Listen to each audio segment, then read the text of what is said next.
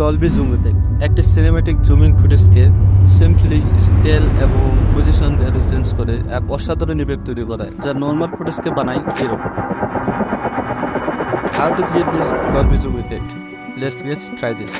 প্রথমে পজিশন এবং স্কেল কিফ্রেমটা বসিয়ে নিব, তারপরে স্কেলের ভ্যালুটা আমরা করে নিব ডাবল করে নিব, মানে 200 করে নিব।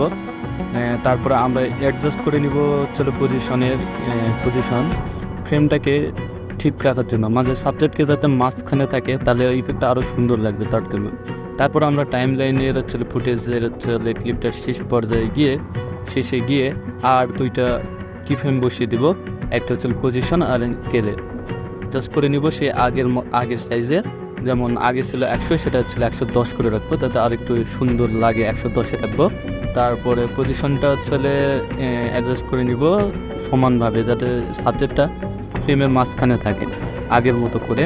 তারপরে আমরা কি ফ্রেম দুইটা সিলেক্ট করে মাউসের ডান বাটন ক্লিক করে ইজ ইন করে নিব, যাতে ইফেক্টটা আরও স্মুথলি রান করায়। এখন তৈরি হয়ে গেল, দেখুন কত সুন্দর একটা ডলবি জুম ইফেক্ট ক্রিয়েট হয়ে গেল সিঙ্গেলভাবে।